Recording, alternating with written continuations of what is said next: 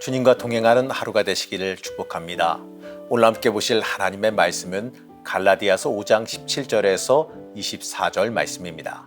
육체의 소욕은 성령을 거스르고 성령은 육체를 거스르나니 이 둘이 서로 대적함으로 너희가 원하는 것을 하지 못하게 하려 함이니라.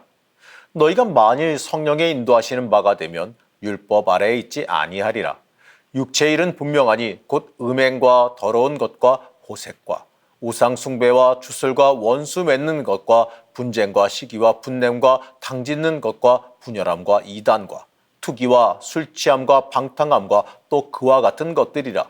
전에 너희에게 경계한 것 같이 경계하노니 이런 일을 하는 자들은 하나님의 나라를 유업으로 받지 못할 것이요 오직 성령의 열매는 사랑과 희락과 화평과 오래 참음과 자비와 양선과 충성과 온유와 절제니 이 같은 것을 금지할 법이 없느니라. 그리스도 예수의 사람들은 육체와 함께 그 정욕과 탐심을 십자가에 못 박았느니라. 오늘도 매일 말씀 묵상을 함께 하시는 우리 제천교회 성도님들 축복합니다. 이 영상을 통해서요 매일 말씀 묵상에 참여해 주시기를 권면합니다. 여러분, 우리의 인생은요 갈림길의 연속이에요. 우리가 원하던 원하지 않던 매 순간순간마다 인생의 갈림길을 만나게 됩니다. 이 사소한 것에부터 이 굉장히 중대한 갈림길을 만나게 되지요. 그 중에요 우리가 이 그리스도인으로서 만나는 큰 갈림길이 있습니다. 바로 이 참된 신앙인으로 살 거냐 아니면 신앙인인 척하면서 세상과 타협해 살 거냐는 그 갈림길입니다. 우리는요 세상에 무릎 꿇지 말라란 이야기를 듣기도 하죠. 하지만 이 말은 이는요 쉽지가 않아요. 말처럼 쉽지가 않아요. 안타깝게도 나도 모르는 이 타협의 삶을 살아가고 있을지도 모르기 때문에 그렇습니다. 오늘 함께 읽은 그 말씀은요 육에 의한 삶과 그에 따른 결과를 이 성령을 따르는 삶과 서로 대조시키고 있습니다. 갈라디아서는 육의 삶을 살지 말고 성령에 따른 삶을 살라는 바울의 주장을 강하게 담고 있습니다. 그래서요 이 갈라디아서는 계속해서 육의 삶으로 대표되어지는 그 율법으로 사는 삶과 이 성령에 따라 사는 삶을 비교해서 대조합니다. 우리가 함께 읽은 이 말씀도요 이 구조를 충실히 따라요. 바울은 먼저 17절에서 육과 성령은 서로 융화할 수 없는 세력으로 한 사람을 지배하기 위해서 서로 싸울 수밖에 없다라는 사실을 명확하게 말합니다. 그래서 육에 지배되는 삶과 이 성령에 지배되는 삶이 서로 공존할 수 없다라는 것을 말하지요. 어떤 사람은요 우리의 인생을 이 영적인 전쟁이다 이렇게 말하기도 합니다. 이 말에 따르면 내 인생을 놓고 벌어지는 영의 전쟁이에요. 오늘 17절에서는 우리에게 이렇게 말합니다. 육체의 욕망은 성령을 거스르고 성령이 바라시는 것은 육체를 거스릅니다. 이 둘이 서로 적대 관계에 있으므로 여러분은 자기가 원하는 일을 할 수 없게 됩니다. 이 말씀을 보면서 율법과 육의 삶, 이 율법과 인간적인 삶을 왜 같은 것으로 보는가에 대한 질문이 있을 수도 있겠지요. 거기에 대한 대답을 해보면 이 갈라디아서에서 말하는 육은요 옛 시대의 세력을 가리키는 겁니다. 이와 대조적으로 성령은 새 시대의 세력을 말하죠. 이처럼 육은 옛 세력을 대변하기 때문에 율법과 함께 옛 시대에 속할 수밖에 없어요. 율법의 시대가 옛 시대에 속하기 때문에 그렇습니다. 따라서 육에 속한 사람은 옛 시대의 관습에 따라 율법에 속하게 되지요. 이와 반대로 성령에 속한 사람은요 육에서 자유한 사람이 되어지는데 이 사람은 율법에서도 자유해집니다. 그렇기 때문에 이 바울이 육과 율법에서 자유할 수 있도록 성령을 따라 살도록 명령하는 이유도 여기에 있는 겁니다. 그러면 여기서 이렇게 말할 수 있을지도 모르겠어요.